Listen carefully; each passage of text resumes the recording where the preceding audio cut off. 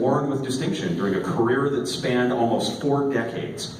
His charisma has enriched more genre films than you can shake a stick, a fist, or a Glock at. And whenever LaSardo turns up on screen, you know shit is gonna go down, and that it'll be riveting to watch. More importantly, LaSardo can deliver myriad dimensions of tough guys, from implacable villains to sympathetic anti-heroes, often with a spiritual bent. And when he's given a meaty role where he gets to combine that distinctive sense of menace with nobility in equal measure, as he did on Nip Tuck as Escobar Gallardo, there is nobody better. So it turns out this guy has earned his tough guy credentials, and between his childhood in New York, a stint in the US Navy, and 30 plus years in the acting trenches, he's damn sure got a story or two to tell. So it's an honor to have him here. Please welcome Mr. Robert LaSardo. You're very welcome. It's my chance to be all fanboy before I go all serious journalist here. I appreciate, might need this. Thank you for such an eloquent and detailed and insightful introduction. I was kind of beside myself looking at my wife. I think she was a bit amazed at the introduction. Thank you for such a comprehensive You're welcome. Research. We haven't even gotten into the questions. Wow. So how are you? It's great. Well, it's better than, I know you! Which I'm sure you know too. Yeah, which is great. So your career is so massive and you have so much on your resume. Have you ever been to the Northwest before? Is this a first time for you, or have you shot out here with I was shot out here when I was in the military. I did 4 years in the U.S. Navy, and I had a brief stint in, is it Bremerton? Yeah. Yeah, I was in Bremerton on board an auxiliary destroyer in transit. So that was and I got some tattoo work done here, of course. Wow, of course. Where have you not been? Yeah, that's a good question. I'm sure. So I wanted to actually ask you, first of all, about your early days, because you grew up in New York, and kind of were Coney Island was sort of your stomping grounds. Oh. And it sounds like a heck of a great kind of avenue / fodder for inspiration and creativity. What was your early childhood like out there? Do you want the R-rated version or the PG-13? I don't know. It's all R. Yeah, of course. Bring it on. My childhood, but I'm not special. My childhood was hell. But the good news is that not too far away on the F train, the elevated trains back in the day in Brooklyn, I could sneak onto the train. I think I was riding the trains when I was in third grade. I'd figured out a way to, because I was so small, to sneak underneath the metal grate and get on the trains and make my way to what was left of Steeplechase Park, known as Coney Island. And back in the 70s, when I was visiting it as a child, there was still some semblance of the original theme park. It was beautiful. It was amazing. The Wonder Wheel, the famous Cyclone, another roller coaster called the Tornado, the Thunderbolt. I mean, I knew all of them. Like they might as well been like furniture in my living room. I took survey of everything. I spent so much time there because I didn't go to school much. What's the point? When you're getting thrown out all the time, where nothing really makes any sense. So yeah, Coney Island was the closest thing to heaven on earth for me. For a kid, I would imagine it would be. So were you kind of interested in acting right from the get-go? Was that something that sort of was inspiring you during childhood, or when did the bug bite you? No. I think also, like a lot of young men and women who wanted to find healthy forms of escape, I found myself in movie theaters. I was often left at movie theaters. It's a good way to, you don't want to babysit your kid, just leave them at a movie theater, and let him find his way home. But anyway, I remember watching Vincent Price, Dr. Fox. I don't know if anybody remembers the series of Dr. Fox. And I remember seeing this on the big screen as a kid. I watched a variety of films that had become, classics. Conventions like this pay tribute to them. So as an adult to look at this, and remember as a child, I witnessed this stuff firsthand in the theaters. It's pretty amazing. So I think to answer your question, no, I was just inspired by what I saw on the screen and the ability to transport myself, like a lot of us do, into the mythos, into the fantasy. And that became my reality. It was a way to find peace in the turbulence around me. And I didn't realize at that time that I was tapping into imagination, my own, in relationship to what I was observing. That would come later when I would apply myself, I guess, in theater workshops, drama class. I would utilize the reference material that I gathered watching these films. And obviously in the moment you don't realize how this stuff has affected your psyche, your emotional life and all this stuff. But later on I was able to utilize it and grab hold of it when necessary. It wasn't until later on, I think, that a teacher in junior high school was concerned about me because I was getting into some trouble and I wasn't showing up at school very often.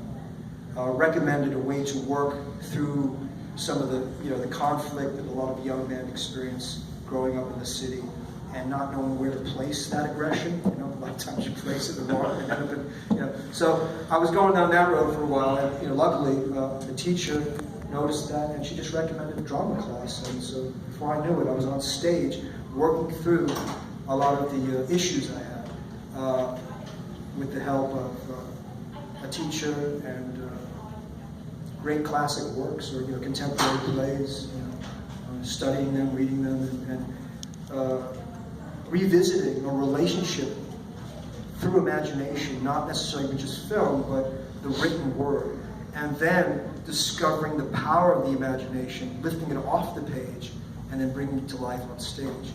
I wasn't aware of what I was doing. I just was applying myself because it seemed to make sense. I had fun doing it.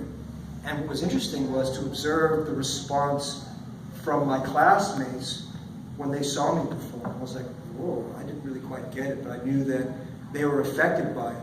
And the teachers around me, other people around me, supported it. It finally felt good to feel like I had value as a human being, because up until that point, I didn't even feel like I deserved to be on the planet. Well, it's that sort of sense of definition, a lot of actors get it from their craft when they discover it. And I was just incredibly impressed that you were that you had been accepted at the School for Performing, the High School for Performing Arts, which is the school that was immortalized in the movie Fame. That's like some seriously prestigious stuff. How'd you get there, and what was that experience like? Well, the teacher that I mentioned early in my story knew about the High School for Performing Arts, and she suggested that I auditioned for that school. And of course, when I first heard of that, I was petrified because the idea of competing didn't make any sense to me. I enjoyed taking the class. I enjoyed the comfort of that school. But then when I found out, they look at 2,000 applicants, 2,000 applicants per year, and then they accept 90. I remember feeling like, I don't know if I want to do this. I realized early on maybe I wasn't the competitive type. At least at that stage, it didn't feel like, oh yeah, great, I'll run toward this. I was like, no, I don't want to do this. So we talked about that. And despite my anxiety and my fear and insecurity, she stayed on me. So to make a long story short, I prepared 2 contemporary monologues. And I auditioned for the High School Performing Arts. And I didn't get in. And that kind of sucked. So I thought, okay, maybe this whole thing's a fluke. Maybe these people are just being nice to me because they feel sorry for me, so screw it, right? But she said, no, you can audition again. You have one more chance. Next year you can audition, you can come in as a sophomore. So I got busy working on another pair of monologues. And this time, for whatever reason I don't understand, maybe it was the material I chose. I think one of the monologues had something to do with a young man, I think it was the Glass Menagerie. A young man talking about his mother, and his mother being away from home a lot, him being abandoned, and having to deal with the emotional, psychological struggles that come with that type of situation. And I think when I read that monologue and performed it in front of the panel of judges for the audition, I forgot that they were even there after. I didn't feel like I was even auditioning. I felt like I had felt when I was watching movies. I didn't exist anymore. I transported myself into the film. And I had also done the same thing. I'd conjured disposition without knowing it, despite the nerves prior to the auditions. And when I was there, I no longer was Robert. I was just simply immersed in the disposition, the situation, what I was trying to communicate to the person standing in front of me about my mother. And that made it real, and they just disappeared. And afterwards, there was silence in the room. And I had a feeling that I had made some impact based on the expression. And then I found out not too long after that I was accepted. Right. So at this point, obviously now that you're an actor and that you are ardently studying the craft, at this point were you looking at other, like be it film or stage actors and kind of, gathering a little bit of inspiration and experience, kind of experiencing what they were doing and sort of drawing from it a little? Like, I find that the reason I ask that is because you strike me as just like a kind of classic character actor in the mold of guys who appeared in movies by like Sam Peckinpah and Don Siegel, just guys who could. Dan Duryea. Yes, thank you. You're like a badass Dan Duryea, right. Totally. So were there guys like that who were inspirations to you once you started acting? Yes, because I was so had such an affection for film. I found myself also watching a lot of the classics, the black and white films. A lot of the actors that you mentioned appeared in these films, great character actors, great leading men. And there's something very innocent about these films, even though some of the subject matter was, turbulent or, whatever it was, conflict or these tragic love affairs or, whatever the subject matter was. It was presented with such a beautiful score, musical score. If you look at To Have and Have Not, Oh yeah. with Humphrey Bogart and Lauren Bacall. Yeah, there's some of the subject during the fall of France, during World War II. A lot of heavy stuff is going on, but they present it to you in such a way that's very romantic.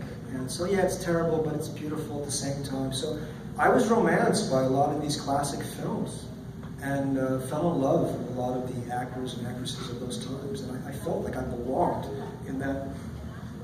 Or too late. That time, like, what am I doing? I belong in that world, So, I lived vicariously through these films, James Cagney, Edward G. Robinson, Humphrey Bogart. I got on a list of people, I don't want to leave anybody out. Burt Lancaster, oh my God.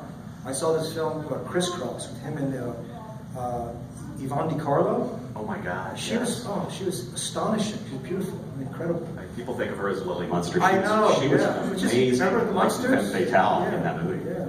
So, long story short, yes, classic films was my case study in terms of the craft. Yeah, of course, the teachers at school were very adamant about us studying the great playwrights, Tennessee Williams, Shakespeare. So yeah, we had a regimen every day of having to get involved with that. And I thought that was fascinating too. Golden Boy, great play, also performed by William Holden, I think, on stage and also in the film. Golden Boy. So William Holden was another inspiration for me, a great actor who had an incredible career, amazing. And so these were like my friends. And I think, like I said earlier, without knowing, I borrowed a lot of the techniques and the style by just simply observing the film through entertainment. And then when it came time to perform, I didn't realize that these things were attached to me, or the mannerisms or a particular style, a pause. Because back then, it wasn't like the films, they took their time. They developed the characters, they took their time with the story.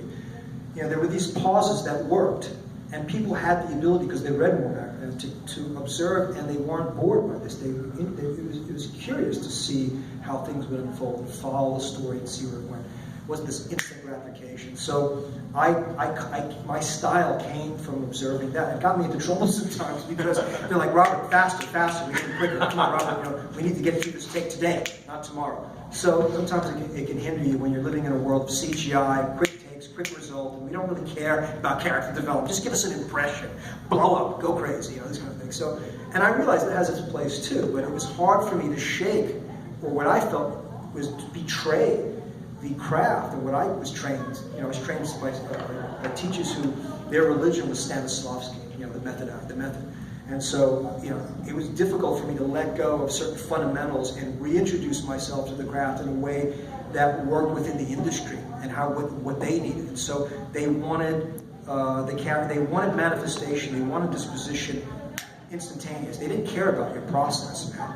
They want the result now. And so that's what I found. I had to discover new techniques and visit other types of films or just observe other actors who were amazing in their ability to, hi, 1 minute, and then flip a switch and go someplace else. in a second. And I thought, well, that's impressive.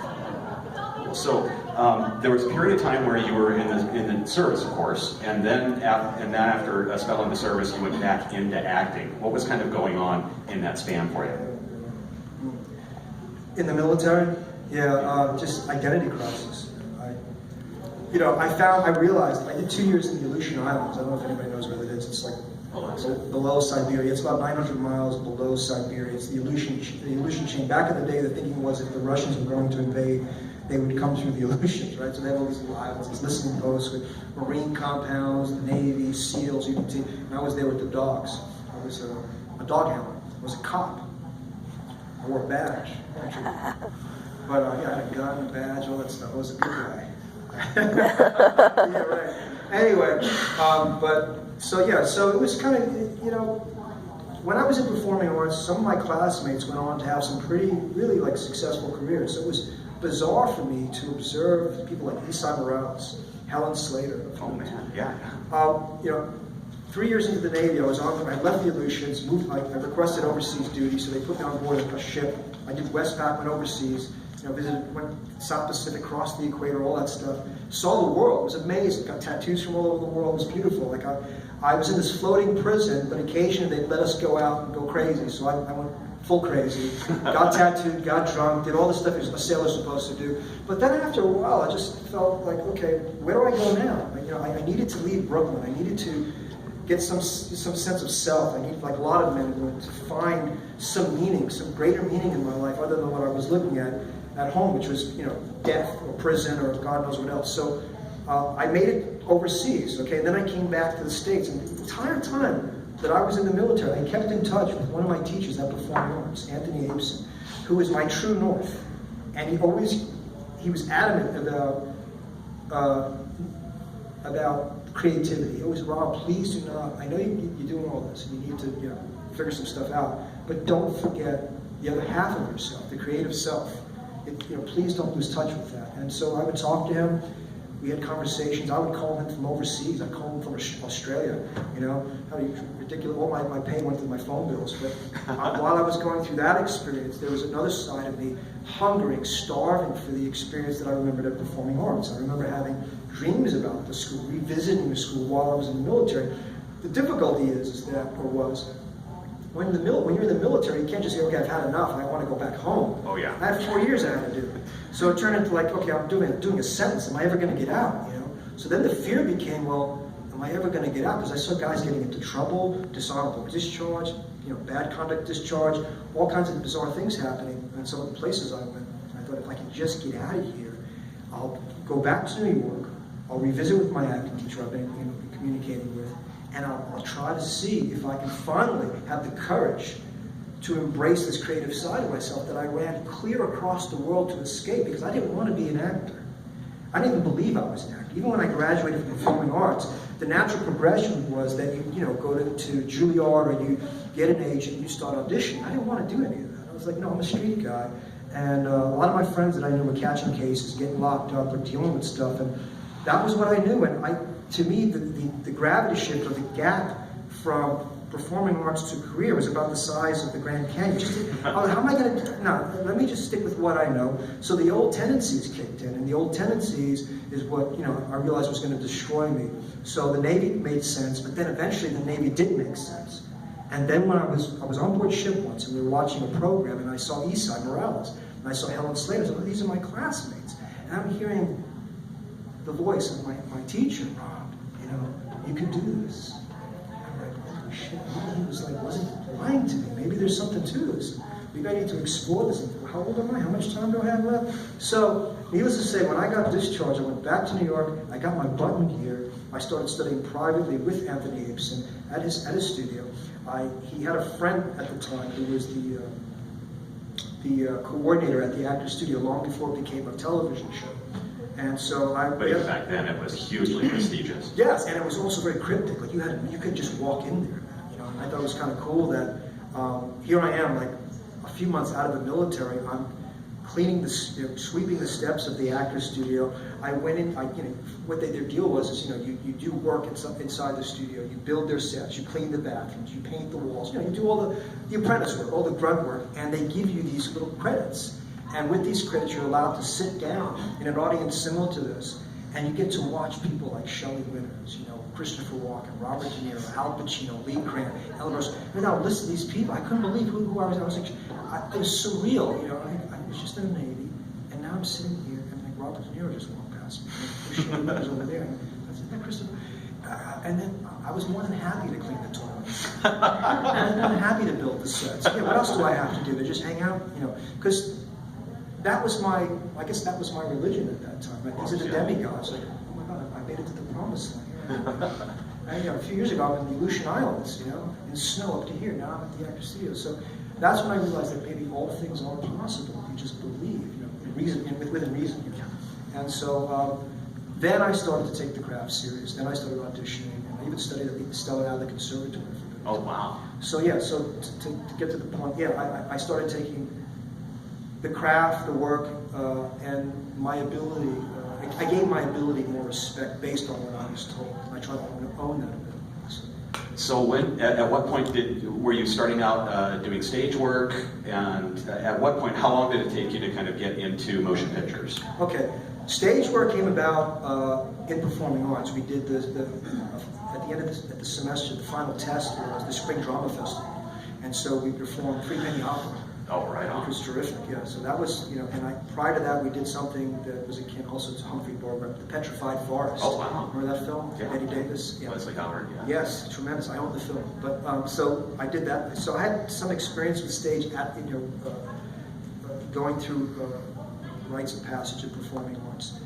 And so then after that, once I got back into a situation of study, there wasn't much opportunity, at least at that time, for stage. I had auditioned for some plays, but unfortunately, and I was considered for some plays, but the feedback always was, through management, "Rob, they thought you were great." In fact, they thought of all the people that auditioned, your talent was most visible, but here's the issue.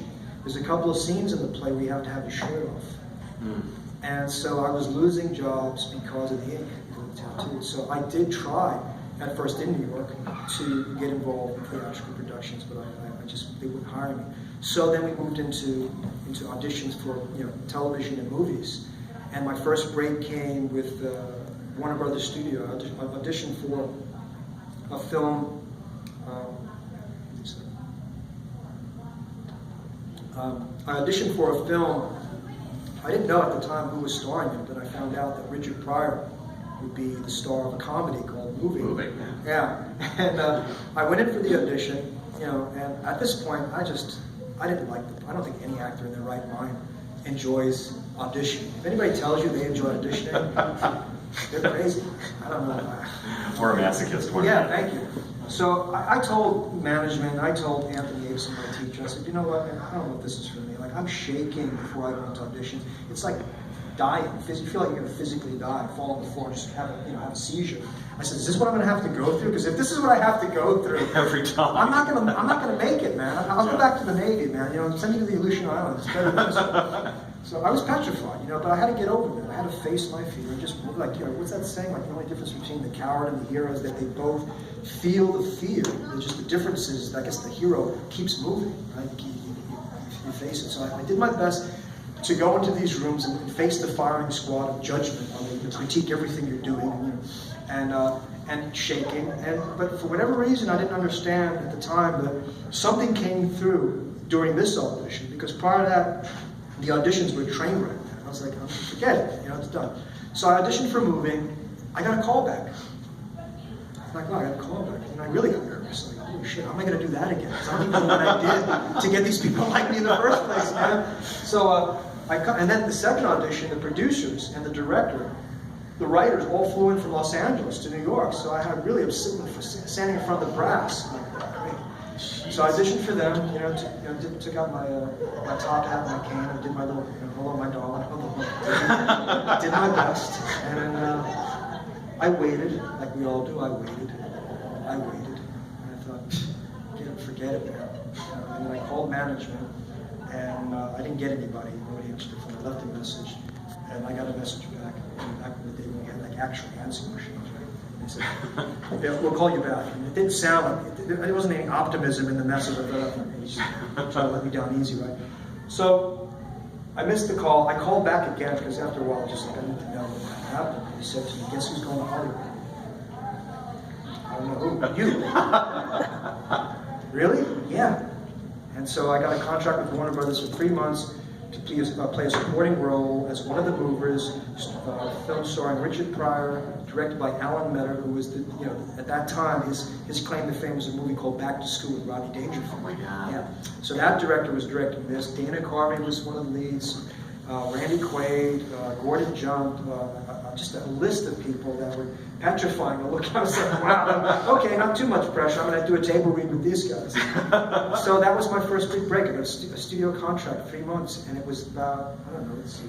I was out of the Navy maybe a year and a couple of months. Wow. So I, Lucian Islands, South Pacific, back to New York, Actor Studio, Stellad Conservatory, Hollywood. Wow, that's a turnaround that most actors actually would really envy. Tattoos, too. Don't forget those. They came with me everywhere I went. And actually, that's something that I did want to address, I guess, before we go through the rest of your career. Is obviously, ink and body art mean a lot to you. It's something more than just like a fashion statement. It's part of your personality. It's part of you as a human being. Could you kind of talk about that whole journey? Ooh. Like, How much time? One thing I did hear that I thought was really cool is you have, I don't know if you still have it, but you at one point had a Cyclops on your shoulder? Yeah, I don't know if you can see this, but yeah. Oh, right on. Yeah. This is a tribute to my favorite stop motion animator of all time, Ray Harryhausen. Anybody know that person? Oh, absolutely. I'm sure you're preaching solidly to the choir on that one. Ray Harryhausen, man. I fell in love with the Cyclops. I saw the film, The Seven Voyages of Sinbad, at a school assembly. They were showing movies at one time, and they showed this film. And when I saw the Cyclops, something happened. Something clicked in my brain. I felt sorry, for the poor creature. I was like, oh, that sucks. He gets his eye poked out. And he's only got one. Yeah, that sucks. And he's going to fight this dragon. I was pissed. I got mad at Ray Harry. I was like, why does the dragon have to win? He fights this dragon. The dragon bites him in the shoulder. And then the first Cyclops falls off a cliff. The second one fights the dragon. So anyway, needless to say, I got very involved in this movie. So much so that I tattooed, the perceived deity on my right arm here. So yeah, some of the tattoos I think are definitely celebratory in terms of various movies and mythologies of storytelling that have touched my spirit and my heart and I have an affection for. So yeah, the ink is definitely rooted in some of that. Some of the other ink, though, I think has a lot to do with the psychological and emotional turbulence that I experienced throughout my life, and it was probably the healthiest way for me to deal with those feelings. Yeah, it was cathartic experience. It was necessary. And so at the time when I was in therapy, I remember speaking to my doctor because I come up against all kinds of opposition in terms of judgment because of the ink in the industry, and actors would say, well, I got a lot of crap from people. And even management was like, Robert, if you didn't have all these tattoos, man, you'd probably be up on the higher tier in the industry, And they're like, what do you want me to do? Like, kill myself, man? So I told the therapist this, and he said to me, next time one of these clowns says something without considering your past and who you are as a human being, you might want to tell them if you didn't have the tattoos, you might not be alive anymore. So then what would they do? The tattoos, I think, not to make it dark and moody and gloomy. I think they're beautiful. I love the fact that now it's so celebrated. My wife, she's got, she's twice her age. God bless me. Somebody bless me. But she's beautiful, and she's if anybody would have told me when I was in my 20s that young men and women, beautiful young men and women, would decorate themselves and communicate that expression the way in modern society where people would embrace it and develop conventions around it and posters, I would never believed it. I was ready to check out at one point because I just felt like Quasimodo, man, and I was on that thing spinning around like Lon Chaney, and it looked at me, and I'm like, okay, I guess this is what it's going to be for the rest of my life. And then one day I woke up and it was cool. and trending. So I guess here, my ink is pretty fucking cool, man. And it's trending, but it's not, because like Dick, I was doing it like... I was doing it before, it was cool. illegal. When I was in New York City, I got tattooed in some guy's house in Brooklyn. I was petrified again, because I'm looking at all these cutthroats waiting in the room before me. And you're trying to man up, like, I'm not afraid. You know, I've never been tattooed before. And you don't know what it's going to feel like, or what's going to happen to you. And of course, everybody who didn't want me to get the tattoo was like, oh, I heard the ink. If the ink is poison or you're allergic to ink, you could die right on the spot. Somebody told me this. They stick the needle in and you have an allergic reaction, you fall right over, just like, seafood, I'll start convulsing. So I'm like, holy shit, what if I'm allergic to the ink? I'll be the one guy that like dies on the fucking trip. So I sat there and I did my best. I held my breath and I was just like, and he stuck the needle in and I'm like, that's it? And I was like, okay. And then, as usual, it's never what you imagine it to be. Right? So it was pretty cool after that. Cool. So I want to jump around a little bit and ask you about some of kind of the more famous / notorious things that you've done. You were in Waterworld, the notorious Kevin Costner starring vehicle. What was that experience like? That's a notorious film shoot. So could you give us ask you a question? It was pretty notorious. The question is why? Was it the budget at the time? Well, I think it was a combination of the budget and also that it just sounded like it was an enormous logistic undertaking that was having a lot of problems, and that they were doing something that was inherently impractical, which is trying to do a huge amount of shooting on the water. So what was all that like? The sets were sinking, yeah, basically. Exactly. The sets were sinking, and the budget was sinking, and escalating, and people, I'm sure, at the studio were beside themselves, ready to kill Kevin Costner. But despite all the Were you? right. Despite all of that, I met Kevin Costner. He was very friendly. It was Kevin Reynolds who directed it, I believe. Yeah. I met him. They were very friendly, and I got to spend 10 days on the island of Kona in Hawaii. And I'd been to Hawaii, but it was cool to be there now as a civilian, right? Filming a movie. So I got to spend 10